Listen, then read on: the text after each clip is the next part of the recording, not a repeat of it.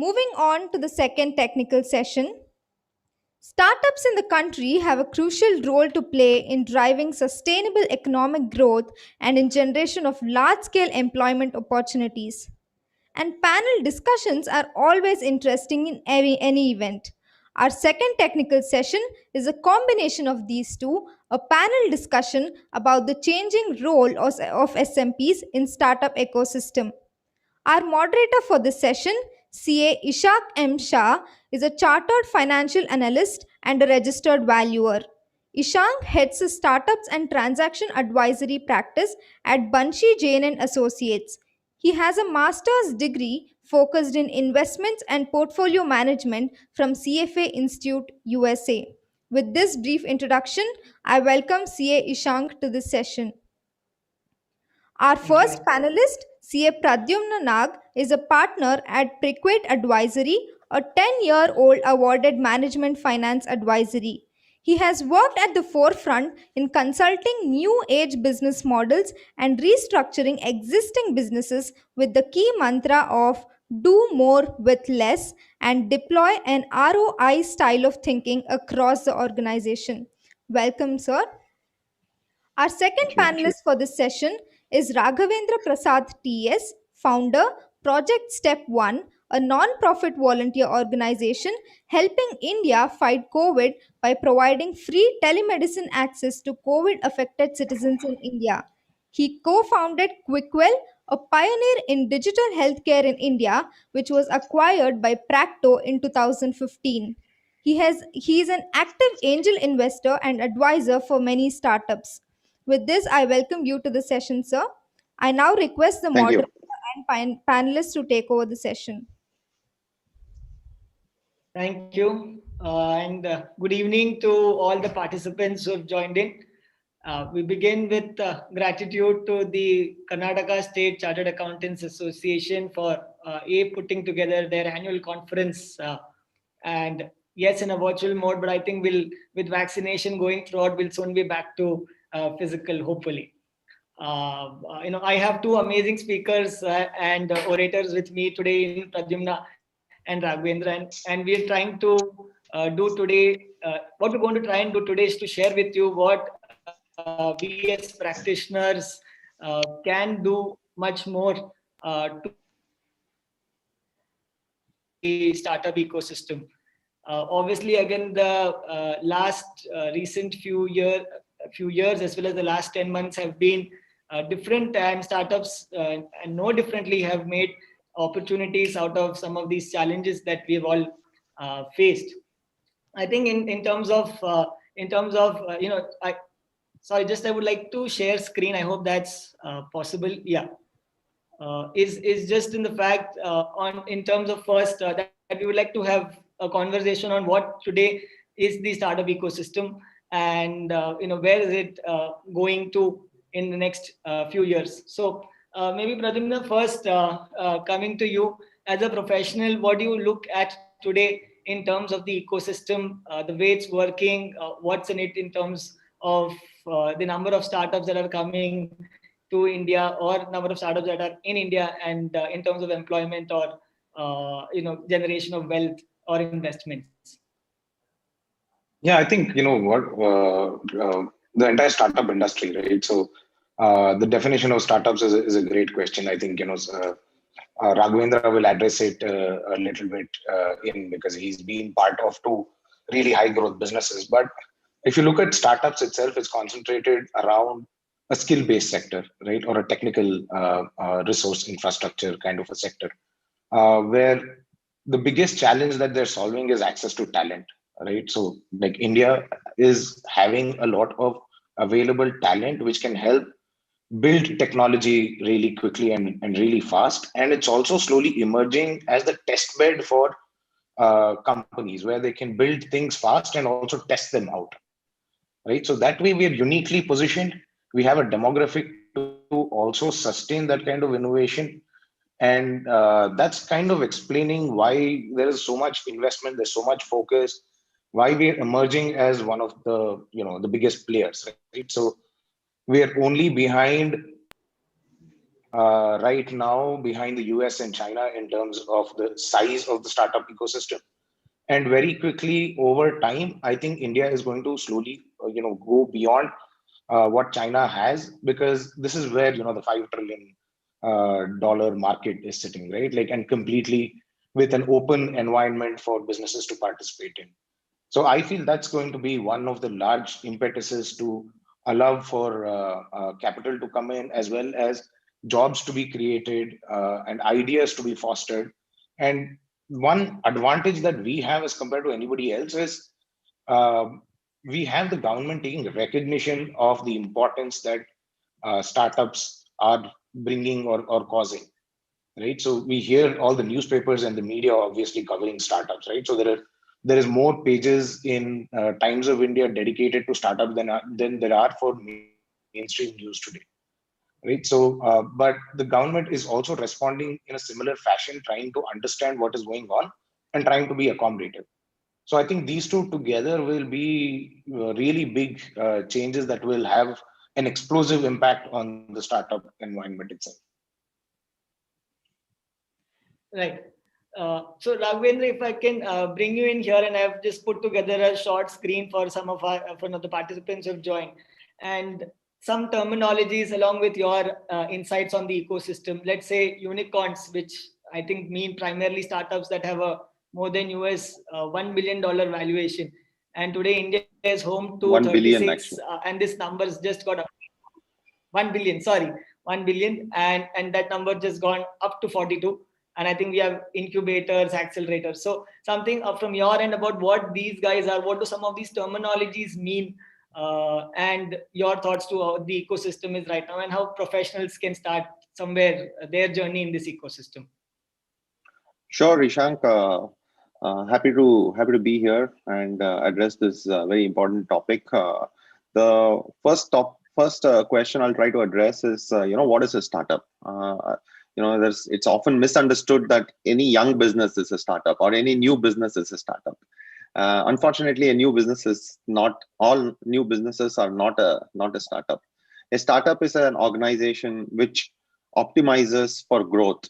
Any organization which intends to optimize all its metric around growing or a fast growth is really the organization that we should refer as startup. So in that sense, not all new businesses are startups. So when I say growth, just to give you an idea, there should be double-digit growth every month, ideally every week, but at least every month, and that is really a startup. And there is a huge industry that has gotten formed around this phenomenon of startups. There is a lot of venture capitalists who are actually giving these startups capital, which is going to fuel a lot of the growth. There are incubators whose job is to bring experience and expertise to young founders to help them optimize and get through the initial phase of growth and get them started on that growth journey. And then there are people who are called accelerators, who kind of who do pretty much the same thing. And there is of course a huge ecosystem of companies who are supporting startups, and I believe CAs should tap into this ecosystem, especially the small and medium-sized practitioners who are extremely in a good position to support these startups, because the phenomenon of the startups, which used to be mostly centered around the large metros, like Bangalore, I think was Bangalore, Delhi, Mumbai, and to some extent Hyderabad, is now moving into the hinterland, right? We are seeing great startups coming out of places like Jaipur, places like Patna, and there is a huge need for small and medium practitioners in these small towns to be able to support these startups, and I believe India's like Pradyumna rightly said,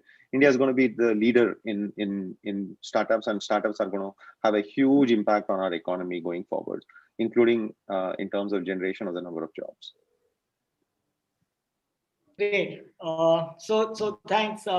And I know you were mentioning about the ecosystem. I want to take this conversation more specific to our profession, and I think that's the objective today in terms of what role we as chartered accountants can add and improve this entire contribution that we can do. So the first part is on how currently chartered accountants say are viewing and what is it that they're currently looking at practice areas. So maybe first we understand what we are working with, and then I next move to what are the avenues or what are the ways in which we chartered accountants can further explore opportunities in working. I mean, Vinodji, I was just hearing him out, and he said the number of regulations which are changing, which are in some way needing us as professionals to navigate, to reposition ourselves. So can this be that particular a sector that definitely provides this kind of an opportunity for professions and professionals? So at first, just Pradyumna, today, if I were to look at what is it that is happening today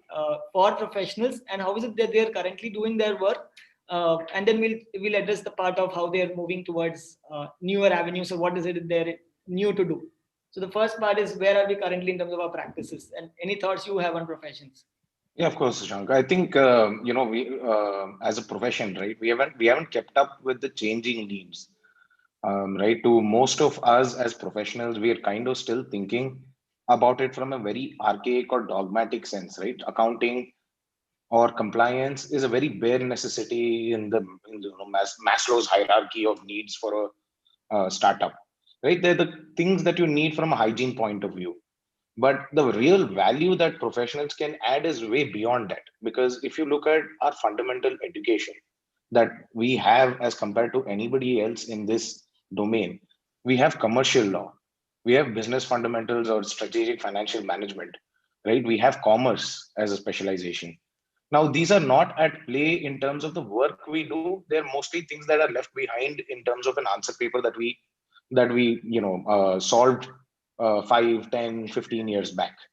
But that's where the real need comes in for startups itself, where they need us to be finance partners of sorts, right? So if you look at the total gradation, or if you look at the total, let's say, pyramid chart of professional firms in the country, right? There is no pyramid chart at all, right? So it's either a string of boutique firms, and there's a huge number of practice firms right at the bottom. And startups do not find anybody to go to for guidance, right? So they end up making costly mistakes which could have been avoided if only we could have played a stronger role or a better role. And that better role is quite valuable for both the startup and for the professional, right? In terms of what would give you a better job satisfaction, I think everybody would allude to playing a stronger or richer role with the company would give them better job satisfaction in the long run, right? So we have all the reasons why we should be playing that role, but we are stopping short, right? So that's my view in terms of where, as an industry, we're kind of positioned at the bottom two layers when we actually have a lot more that we can offer. We're just falling short or stopping short. Okay. And when we're trying to meet those expectations, Raghavendra, as a founder, as an entrepreneur, as someone who's run businesses, when have a certain perceptions about chartered accountants, which like today we are trying to change, which we are uh, are going to work towards changing. What is it that you, as a founder and entrepreneur, first look forward to when you start engaging with us? I can understand that accounting or compliance become an easy entry point to start an interaction with Raghavendra, or a founder like Raghavendra, right? It becomes an entry point for me as a professional to associate with the business. But thereon and after, what is it that you have in terms of expectations that chartered accountants or professionals look forward, that you would look forward to? Yeah, sure, Ishant. So, as you rightly said,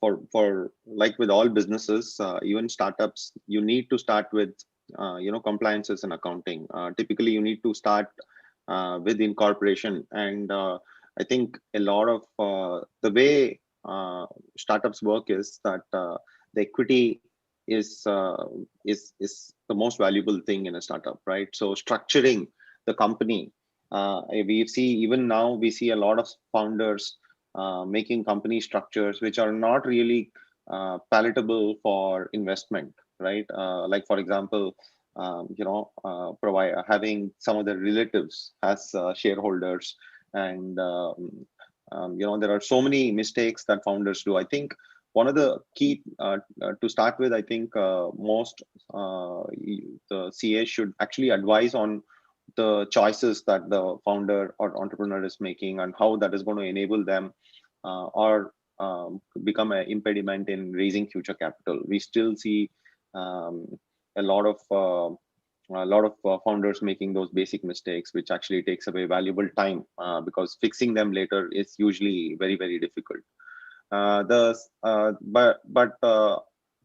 Like any typical business, a startup actually has to find what is called as product market fit, that they should actually produce something which people want to use.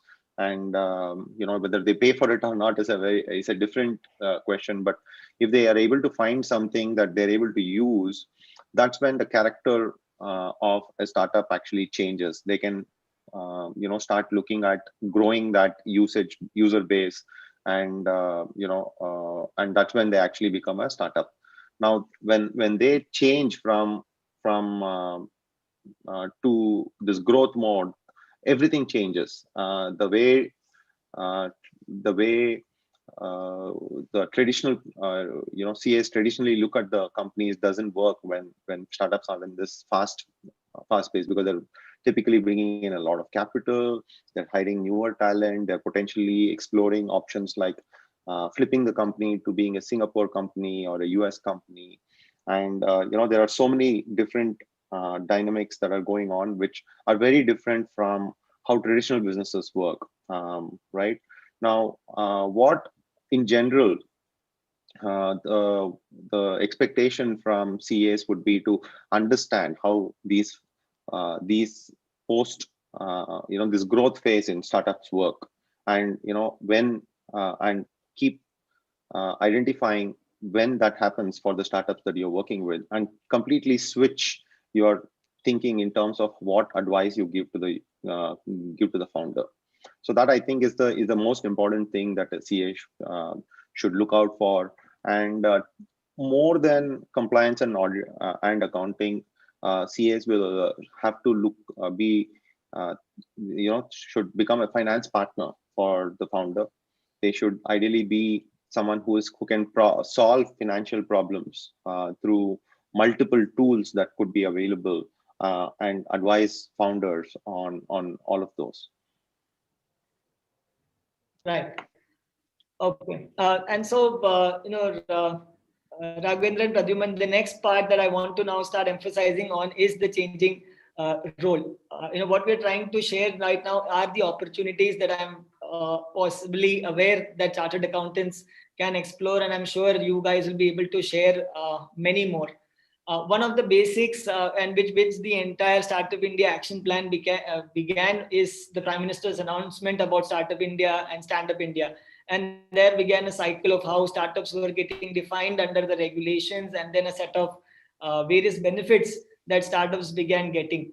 Today, there is a process to get this particular recognition. And then there are processes to eventually get what we call an angel tax exemption or an interministerial board tax exemption, an exemption that grants taxation-free income to startups for 3 out of 10 years. So while these pillars is what I see that the program has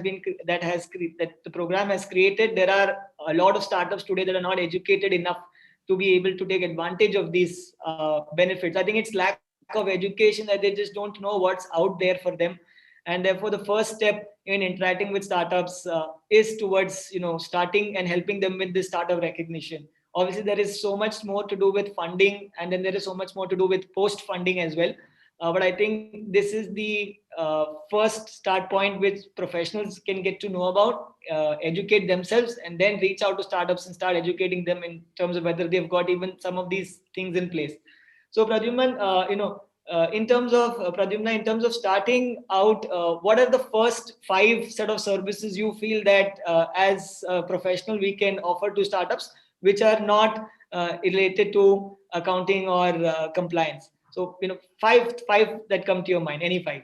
I'm sure you'll have a list of it. Pradyumna has a list of that going through his mind, but I think the top 5.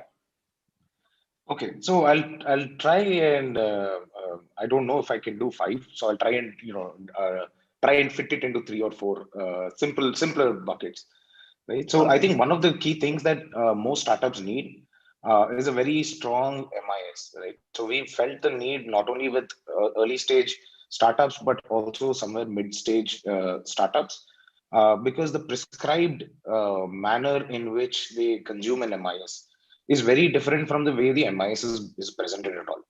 So, most professionals think that, the balance sheet or the P&L or the cash flow statement is an MIS, right? But that's actually the standard prescription for you to file documents with the ROC, right? It does not give them any guidance on what is the action to be taken at an organizational level, right? So every time, even if we, like Raghavendra mentioned, right, one of the key things is the product market fit. And when they're heading towards product market fit and they very quickly move out, they want to know what is my cost of customer acquisition, what are my revenue growth spends, and what is the ROI on that.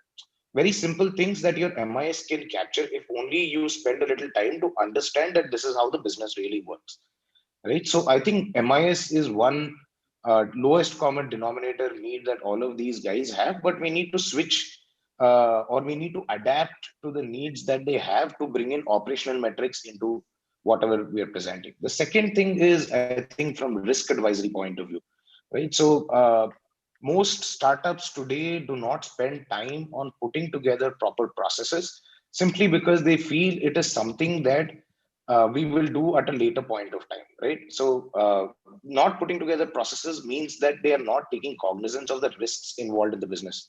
Now the risks accumulate, right? So it could be a compliance risk, it could be an internal process risk. So if a company, even if it's doing extremely well in terms of customer acquisition, right, and it's able to hit its valuation goals, but if it's leaking money in terms of how it's procuring its products, it's not a good scenario to have when you're talking to an investor, because they're going to badger you on it, right? Or they're going to beat you down on the valuation and there's a no deal kind of scenario, right? So it's great to have these processes done. And since the founders will not have the time or the capacity to put together these processes, process doesn't necessarily mean you need to have a 25 or 50 slide PowerPoint with flow charts and things like that. It's about you spending the time to understand, okay, there's a risk here, you should contain that risk with this activity, right? So that's one of the things that we've also noticed to be extremely handy. The third thing is, I think, in terms of again, Raghavendra also mentioned this, in terms of how we mature to be a finance partner, right? How participative are we in terms of becoming a assistance to, let's say, commercial negotiation, right? So taking understanding of what is happening, participating with them on a negotiation with, let's say, a customer, or even in terms of, let's say, an employee, and trying to tell them, okay, this is how much this employee is going to cost over time, or in terms of, let's say, structuring in a stock option. So that's that requires a little bit more advanced skill than just copy pasting a document template that we have. It means you have to look at the vision of the company and see whether this factors into the vision and factors into the funding roadmap or the funding milestones. So that's another thing that we need to get associated with on. The other bare minimum that I see is ESOPs, right? So I think most companies draw out ESOPs without paying too much attention to how they're putting them together. So they use blankets or they use thumb rules to put the ESOP in place. For a company where the single largest asset is ESOP and the single most valuable item for them is equity, putting together something on thumb rule is the most expensive thing that you can do, right? So putting together a proper ESOP plan with proper grants, along with allowing for senior management hires over time, that's an intelligent exercise and not just an exercise of copy pasting a scheme that we have across multiple clients or multiple accounts. So I would say these four things are things that I can think of which every startup needs, irrespective of the size and scale. Now, you can always think of what requires your urgent attention and try to address it first with a startup. But they're all things that will be required in the first 2 to 3 years. Right. Okay. And Pradyumna, maybe if I could add to that, you mentioned the most scarce resource in a startup is its equity. And today, there have come about these new age reward mechanisms, so new age reward instruments. As professionals, we may be privy to some of them, and some of them may be new to us. Some of them have already been used globally. They're coming now to India. For example, a convertible note.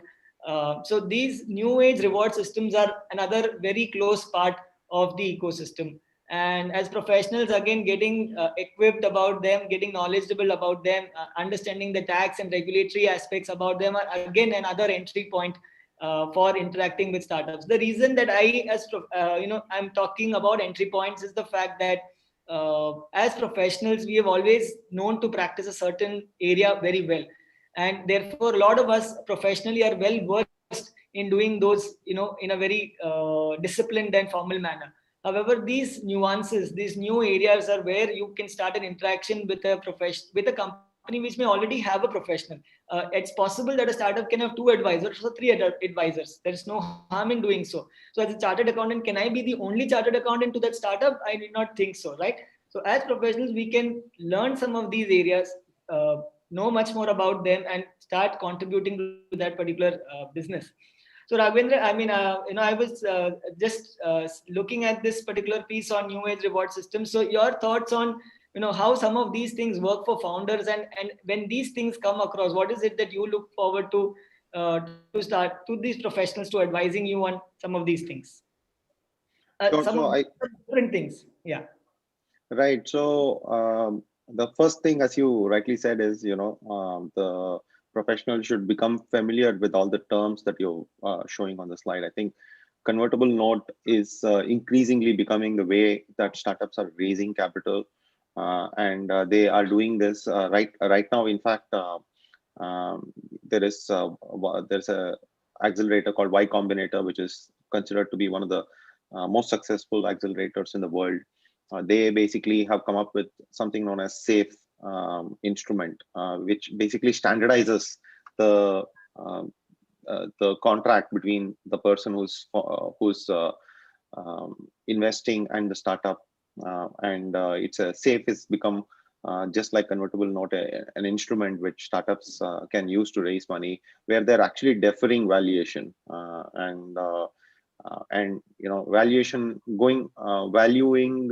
So typically, I think in a startup, time is money, and it's a pretty competitive space, and a lot of times startups optimize for time, and convertible note is one such thing, where a typical fundraise process could, with the due diligence and a full valuation of the company, a commercial valuation, could take a month to 3 months.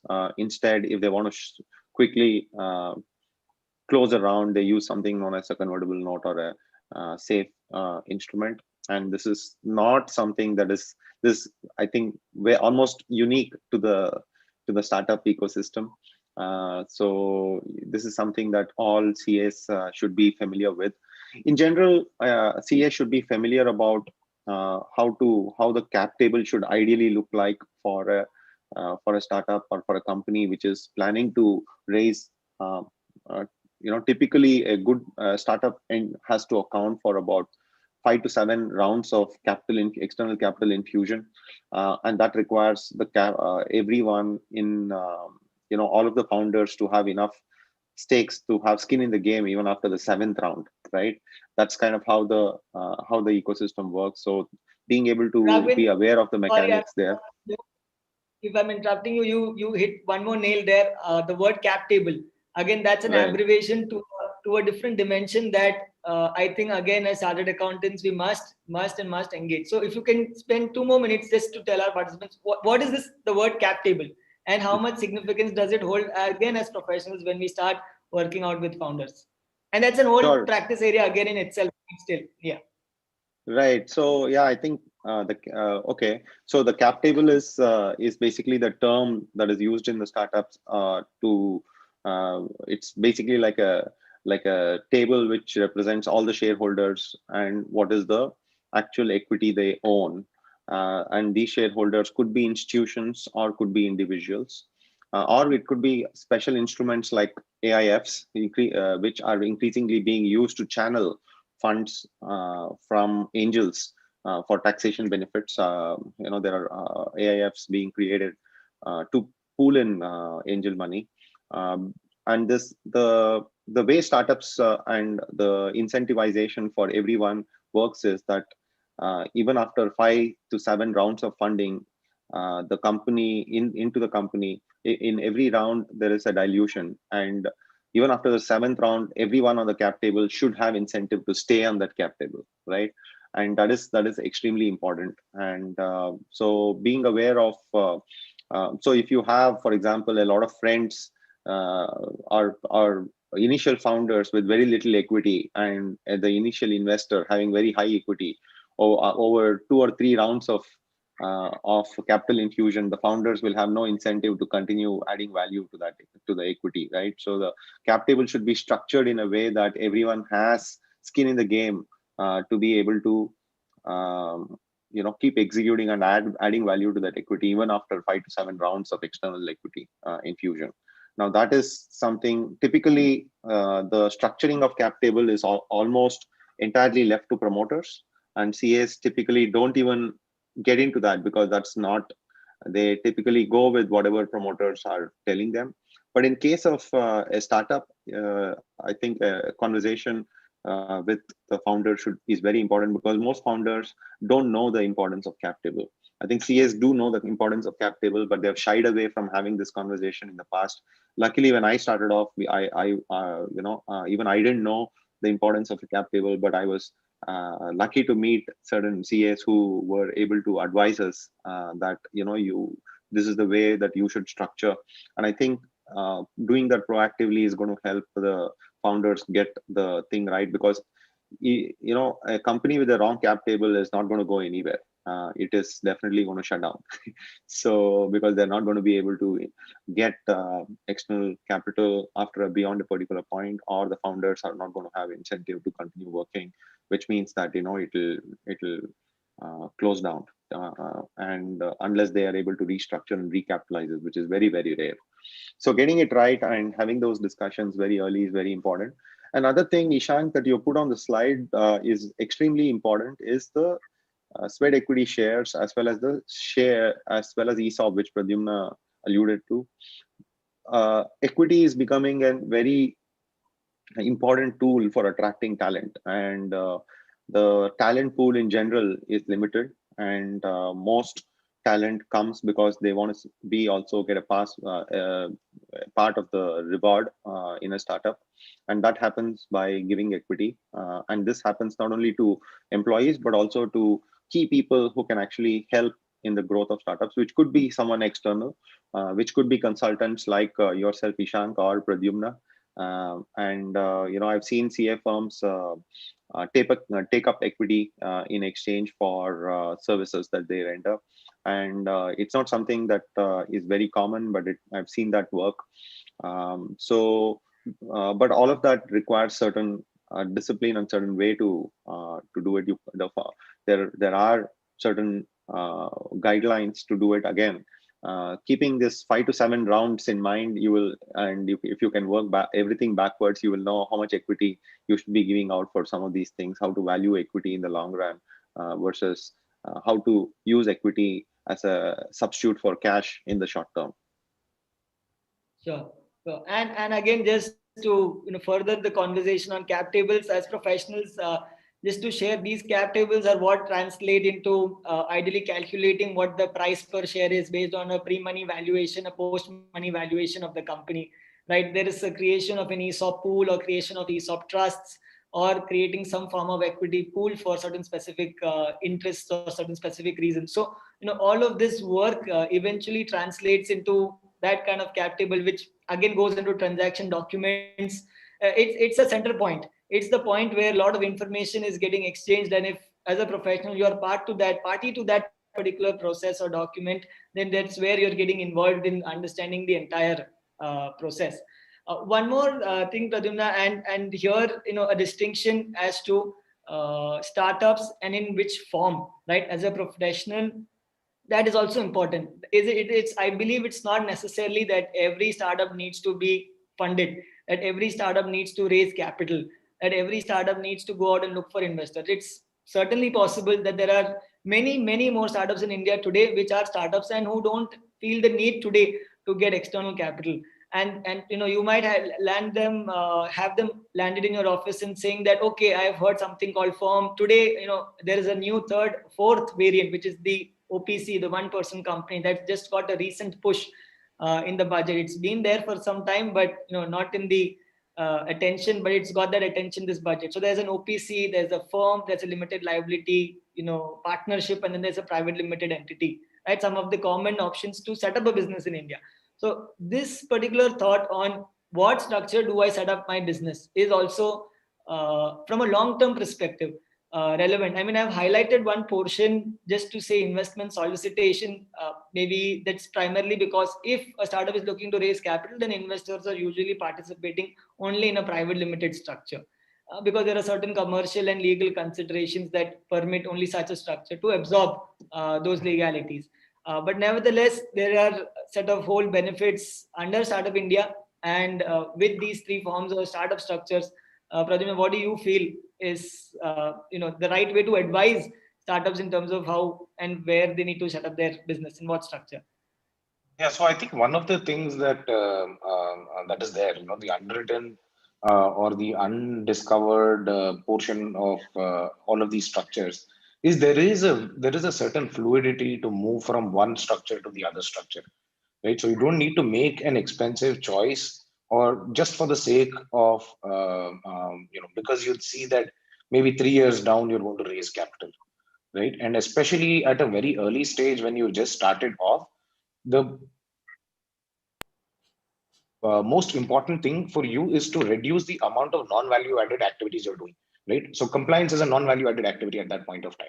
So you can start light, right? And moving from a registered partnership firm to an LLP and then to a private limited and then to a public limited, there are ways to transition between them, which the government does permit, and it's very quick and efficient. It just costs a little money because you'll need to get a good professional to ensure that things are happening well, but it's easy, right? It's not as hard as earlier when you didn't have this fluidity of these to make a conversion from one structure to the other.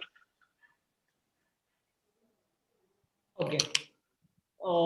And Pradyumna, one part that you were I think something about startups in general, which are key business matrices that they need to track.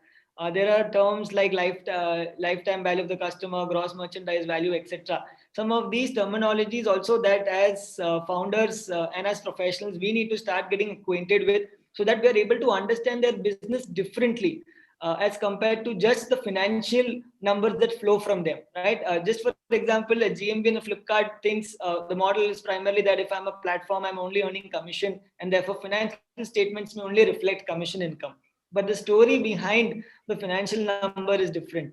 So how important is it for us to also, as professionals, understand even numbers beyond the numbers, right? Which we are very well versed in the financial statements that we look at. Right. I think that's a great point, Ishank. So, see, the language of business is not current assets, current liabilities, fixed assets, working capital. It's not that, right? So, the language of business is going to be based on what the business understands, right? So, all the financial reporting language that we use has a certain causation element, which is built in from the operational metrics which are there, right? So, for example, LTV, right? Now, the relevance of LTV is what is the value of the business to be able to sustain a relationship with its customer. Now, a balance sheet is not going to tell you that, right? A balance sheet will tell you what did it do in the last year, but a valuation is built on LTV, right? Because it's telling you today, if I bring a customer on board, let's say for 3,000 rupees, and I'm able to generate 25,000 rupees with him over the next 20 years, that is the delta is the valuation of the company or the base for my valuation in terms of a discussion. So these are key metrics that the business is looking to understand. And if you study operational metrics, you are able to go back and perform root cause analysis, right? You'll be able to identify this is where things are going wrong, or identify what you're doing right. If you can do that with the operational metrics and the financial metrics together, because finally the language of business at the end of the day is expressed in numbers, right? Whether we say it's good or bad, end of the day 100 rupees is 100 rupees, right? So when it's expressed in numbers, we know what that number is. It's very easy to work back and get to an understanding of what caused that, if we are able to understand the operational side to it. So LTV is one good number. The cost of customer acquisition, or CAC, is another number. Now there are numbers like CAC recovery, as in not now, maybe about 5 years back, they were in vogue, CAC recovery.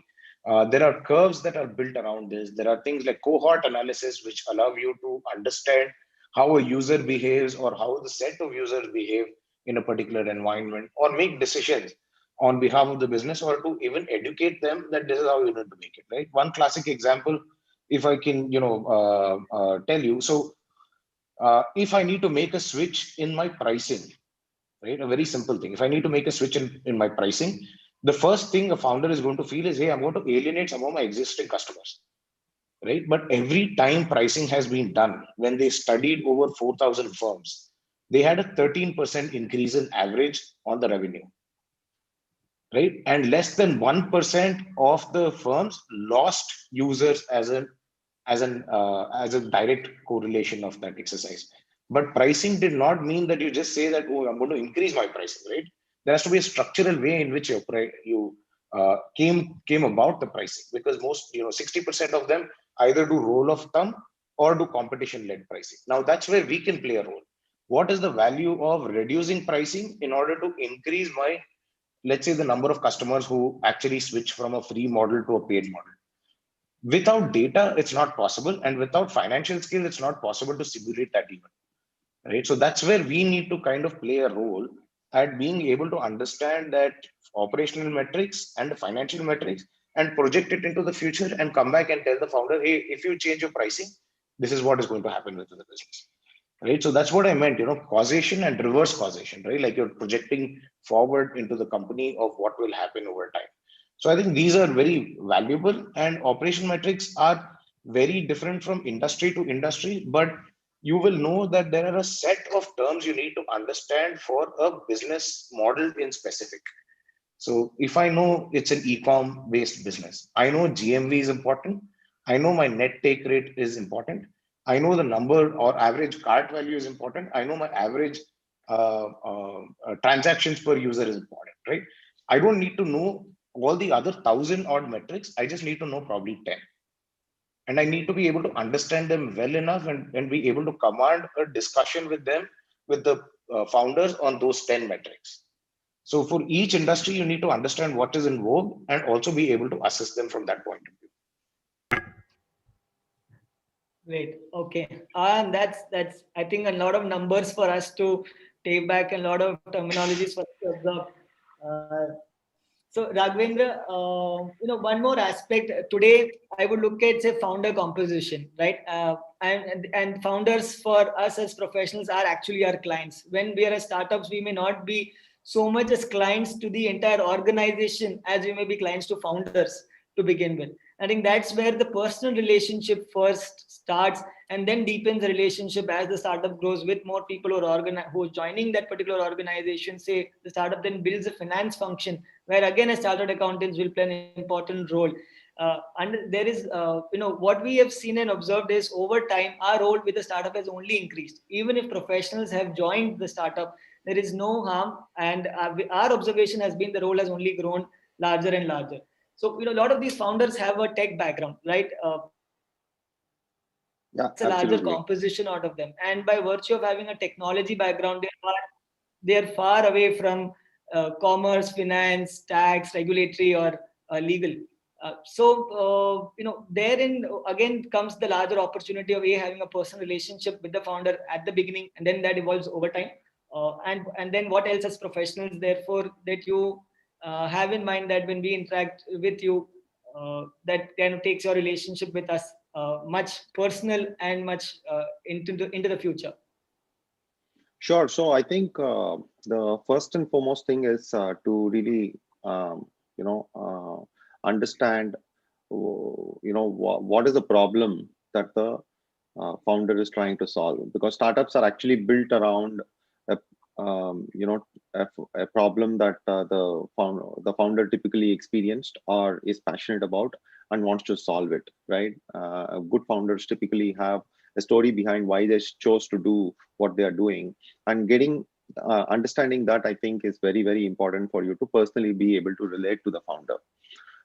And some of the metrics which Pradyumna are talking about are potentially metrics for companies or certain set of companies where some of some of the models for growth and profitability are kind of known. But often, for most startups, the modes of profitability are not even known, right?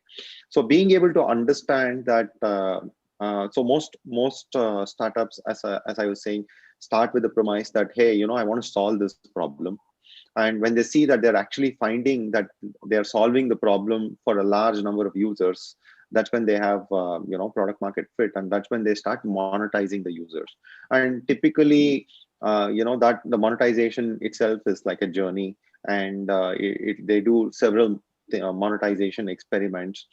And in each of these and typically, they uncover metrics which actually then they post facto figure out is important for them, from become a viable and a very fast growing business. Now, being able to understand these metrics, you need to be part of the journey with the founder. You need to start with what is the driver for the founder to be able to start this startup, to actually on a monthly basis understand what is the progress that they have made and how they are looking at the journey going forward is very important for you.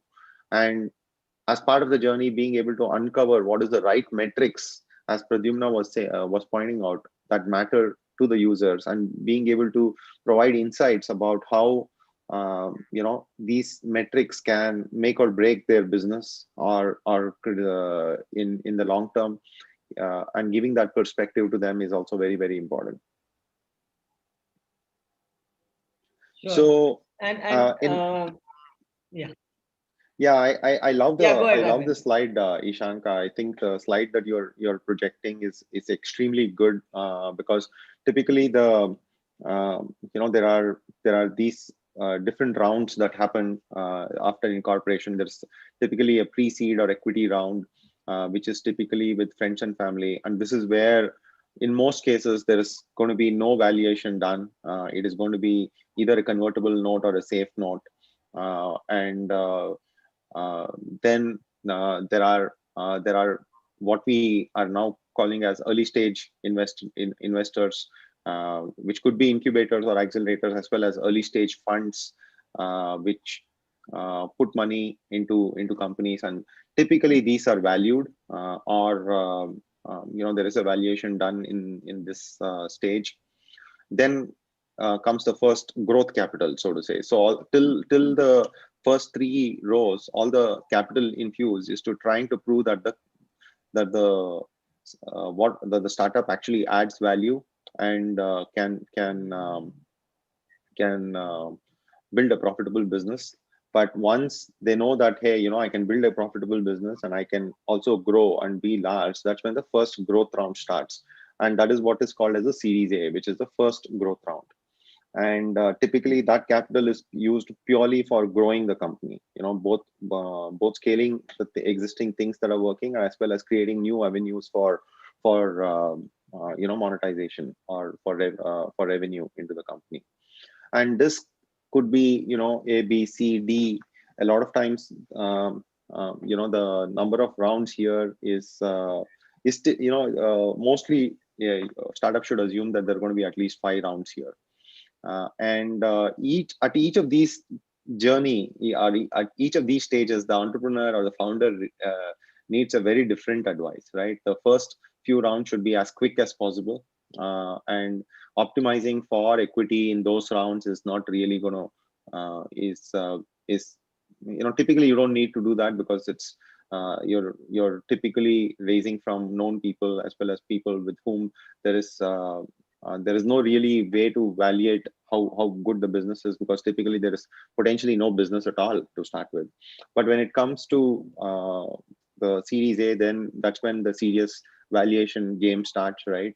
Because you will be giving away significant significant equity and raising significant capital, and that's when the businesses start being looked very differently, and that's when the valuation also becomes more a commercial valuation. And um, if there are multiple people who are wanting to fund that business, then that's when you get the best valuation for the startup. So yeah, I think this journey means that the uh, CA or the has to be or the firm has to wear very different hats when you're advising to the founder on what they should be optimizing for. Yes, and I think that's the entire purpose that I shared. This journey, for a lot of founders is sometimes quite short. We've seen startups complete this and get an exit 24 months, 36 months, and then you have our startups, unicorn startups, which have done this journey in a matter of 6 to 7 years.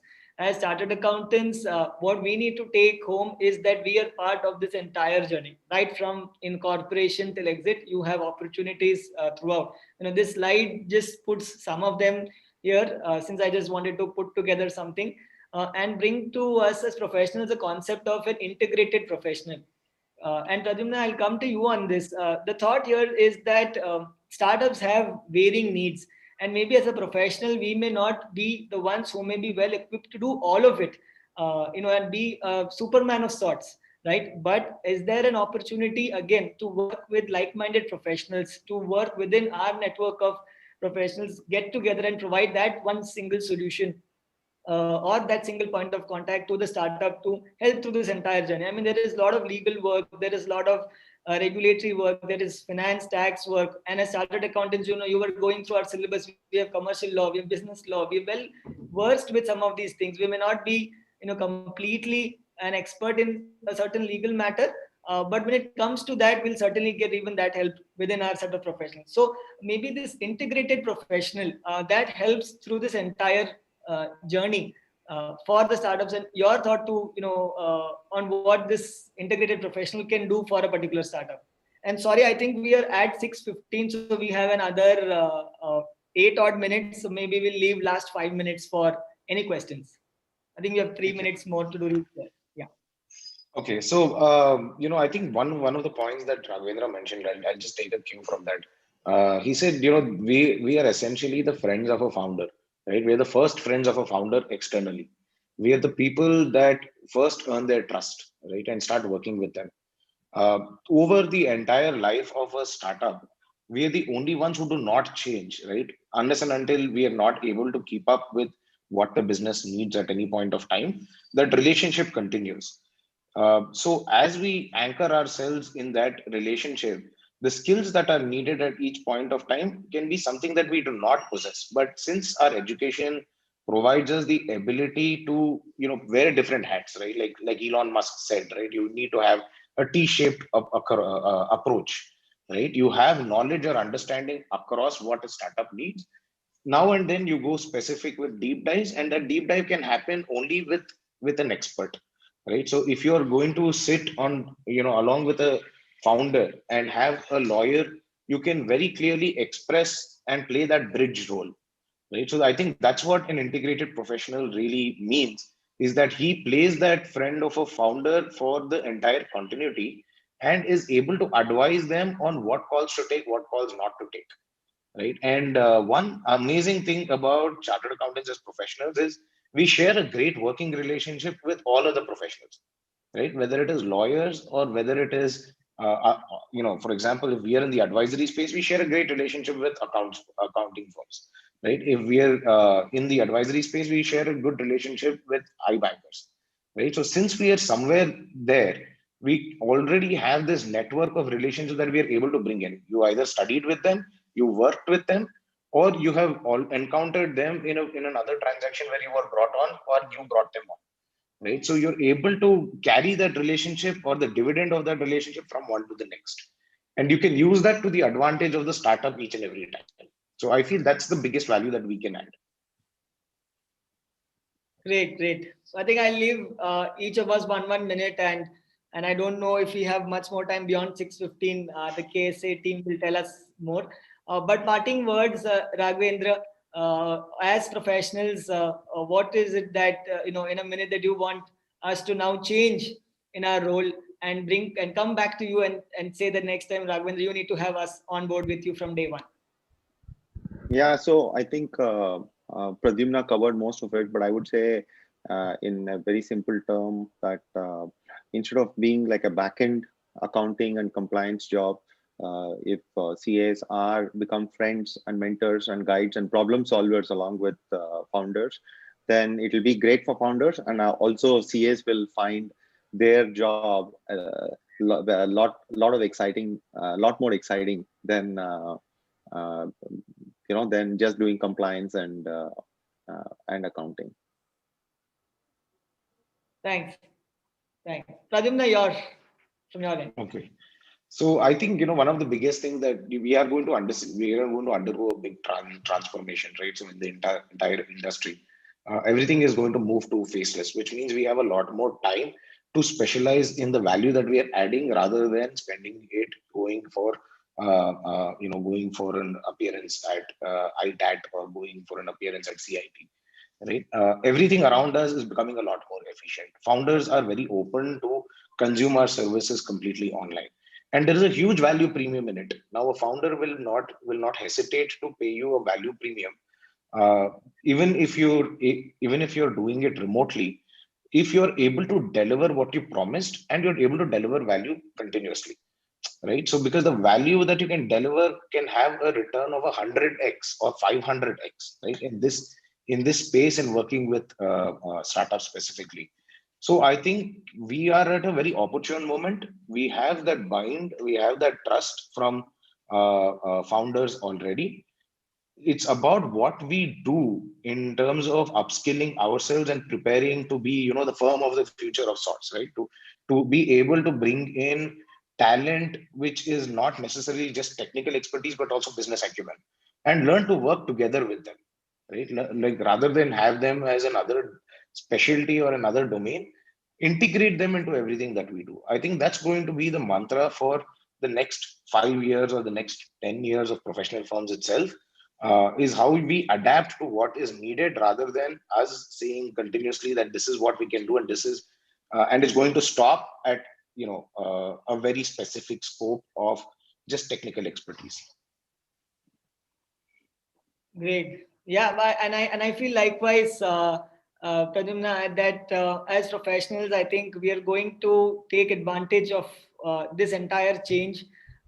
Be the people that that can work with startups, that can be guides to them, that can be mentors to them, and be a part of that entire journey. It has always been an interesting one for all professionals who have somewhere or the other try to understand what startups are doing, why are they valued so much, read about them in the newspapers, would request them, would urge them to go out, meet them. They're found in I understand I'm here in Bombay, but I know in Bangalore is the city that's the number one place in India to be for startups, and I think the Karnataka state, as well as all those professionals who are there, are, I think, the most lucky and the ones who will be able to get the most benefits out of being even geographically close to some of these companies. So I think, yeah, that's what we'll look forward to, and I hope the session's been great for all the participants who have joined. If we have any questions, we'll take them up. I think we'll leave just some time for that, so that we're able to at least address any queries or questions. I don't see anything in the chat box because that's what I have access to. Yeah. Either we've been really good or really bad. We'll know. Yeah. Good evening, Ishank. Pramod here. Yes. There is also one question which a member has asked, which is why not share some real-time stories on startup? I don't on. I think this question was probably to Raghavendra Prasad or to Pradyumna. If anybody wants to answer this, it is open. Sure. I mean, there are many real-time stories, but it'll take a pretty long time.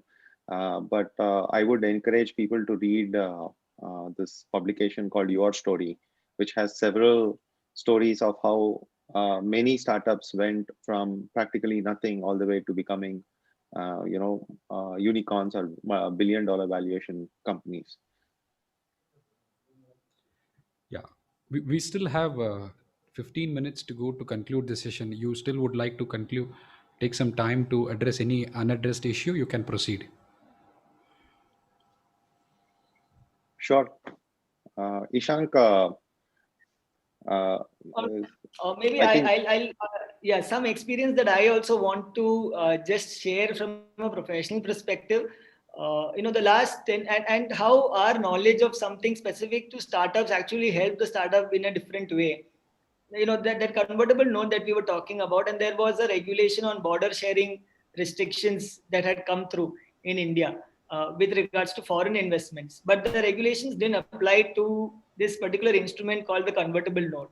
So we also saw startups who were not necessarily only funded by some of these border sharing countries, but take advantage of a benefit that was made available to them, and therefore through that particular option that was made available to them, they were able to get their ship going through this particular difficult time and eventually have that particular note convert to equity, which is the eventual objective nevertheless. So I think from the standpoint that as professionals, these problems keep coming very regularly. Startups have a new problem every day, and as professionals we have always tried to solve those problems from one time to another. And I think another example where we have started working with startups from incorporation and they've gone on to raise rounds of capital, and we have been that integrated professional throughout in doing some of those things. So I think, yeah, that's some example that I could share on actually what happened and how it benefited a particular company. We just Pradyumna, if you want to share some, yeah, sorry, go ahead. we have one more question, which is about can we come up with some valuation structure? Probably the uh, member who wants to ask this question is interested to know on structuring the valuation. So, if anybody wants to throw light on that I part of can it. I can take that. So the first thing is, the what we typically or what UCS typically study as valuation based on EBITDA and um, you know uh, discounted cash flow are typically thrown out of the window for startups. A startup, the equity in a startup is just like any other commodity where there is supply and demand economics working. The more the demand, the more is the value of that equity. And to value a startup, you need to be able to understand the business of the startup, at least to the extent that you are able to say how big they're going to be. And typically, there is a premium that is paid to a startup, and if there is a lot of competition, then the premium could be very, very high. And So there is no real mechanical or technical way by which you can come up with a valuation. So it is purely market forces coupled with an understanding of how big this business can be in the future.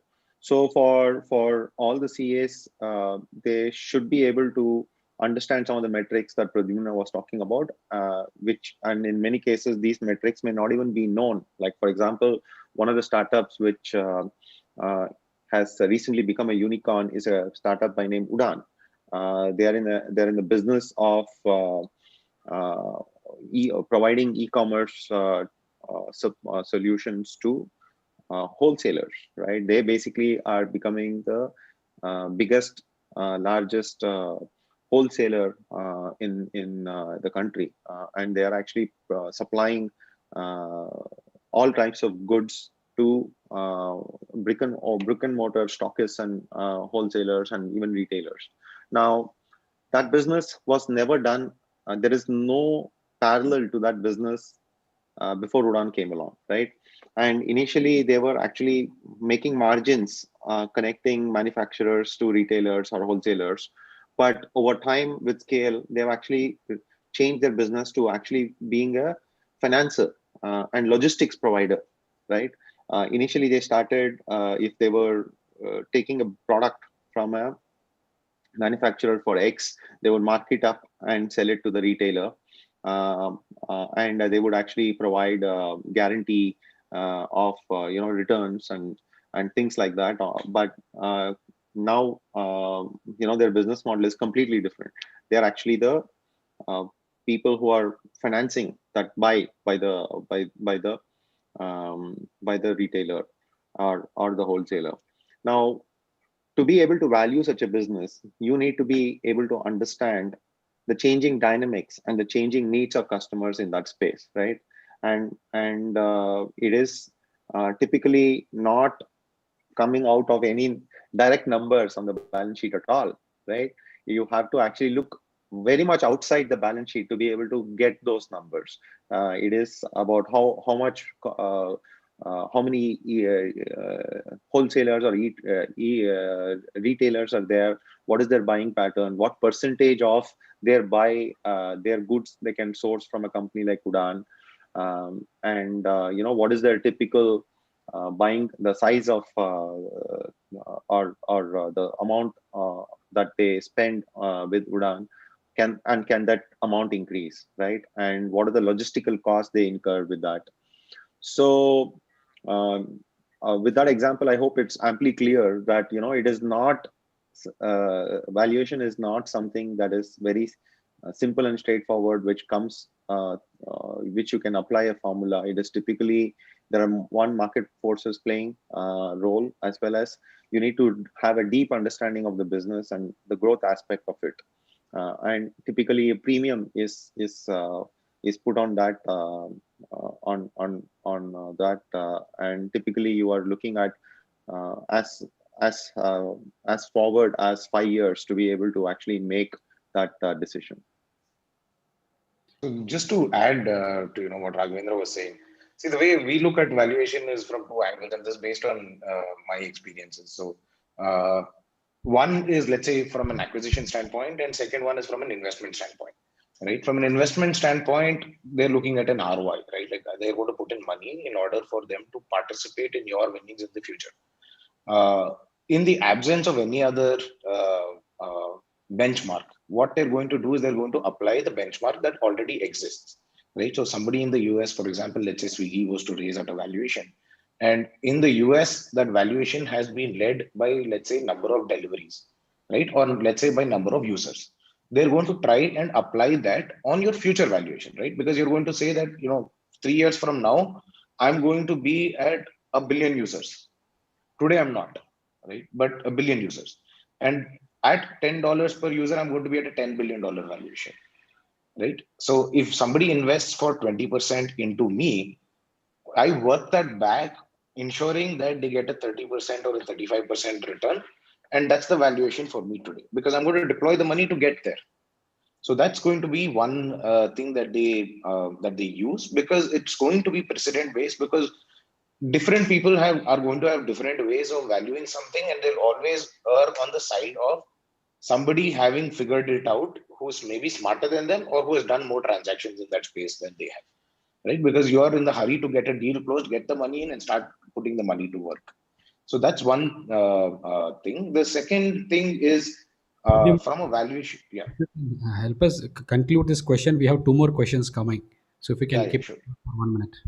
Sure. For the second bit is from an acquisition standpoint of view. What I have learned personally is it's always value to the acquirer and not value to yourself, right? So there was a transaction we were working on where our valuation said about 110 crores as the valuation, right? So we never shared it with the acquirer. The acquirer gave a 260 crore valuation. We didn't even want to know the basis, right? We just said, okay, we'll go with your valuation, right? That's because it costs them $260 million to build out the company and get the same traction in. Right? So I think, it's based on case to case, and it's, anybody's judgment of what can happen in evaluation. Just that you go with what happened in the past as a indicator of what can happen in the future. Yeah, we'll quickly move to the next question, but we'll have to conclude it in next 2 to 3 minutes. And the next question is, how important is it to keep the business funded? Who's this for? So Charles. yeah, so I think, see, funding is the lifeblood in a business, right? So the second you run out of money, you're also going to run out of capital to make decisions. More than anything, to make decisions, right? So if you have 1 crore in the bank, you're not going to be able to make a decision to hire a resource who could change the way your business is going, who you are going to want to pay 1 crore to, unless until you have the metrics to establish that you're going to have 1 crore by the end of the year to make that. And he's going to be able to see through it, right? You don't have enough money in the bank to afford him. So that's going to be one critical element which gives you the confidence to make long-term decisions. So it's always good to have enough money in the bank and keep it going. So one of the primary job responsibilities of a founder, I feel, is to ensure that the funds are always in the bank, right? Or he's always in the path of leading the fundraising activity to ensure that they're always comfortable. So what about you, Raghav? What do you think? Sorry, Yeah, I just want to add one thing here. Sorry, there's a Sure. wording in our ecosystem that goes, you need to get money when it's available, not when you need it. So that's how important funding is. If it's available, please take it, because when you need it, you're going to find difficult to get it. Yeah, sorry. Yeah. I think we have one more question, so I think we'll take that up. Yes. Yes, sir. Would the cash flow analysis be not important apart from business partnering in this COVID period? I think Raghavendra Prasad, if you can answer quickly in 1 minute. The question. Yeah, definitely. Yeah, definitely. I think cash flow is important. As I said, um, I mean, all metrics that apply to traditional businesses also apply to startups, but startups are optimizing for growth. So they often compromise profitability for growth, sometimes even compromise revenue for growth. And basically, because most startups want to be in a situation where they dominate the market, that's when they will actually get a premium in valuation as well as the price from the user. And but to specifically answer the question, all metrics that apply to traditional businesses also are important to startups, but the optimization is for something else. Yeah, thank you. With this, if you may permit, I'll conclude with a vote of thanks. We'll have to move to the next session. It's my pleasure to bid a vote of thanks to the second session of 33rd annual conference of KSCAA. There were quite a bit takeaways with this session, probably looking at the opportunities in startups for chartered accountants, or the expectations by startups on chartered accountants, or even the attitude transformation which we were talking about. Times when things are getting technologically more complex and traditional conventional practices are also losing most of the lucrative market. Your session made a lot of sense and put the perspective for people who want to explore their opportunities in startup. I profoundly thank both the panelists, who is Raghavendra Prasad and Pradyumna Nag, for taking the time out and joining us for this in this evening, and also the moderator Ishang Shah from Mumbai. Thank you. You were apt in asking questions. With this, I conclude my vote of thanks and also the second session.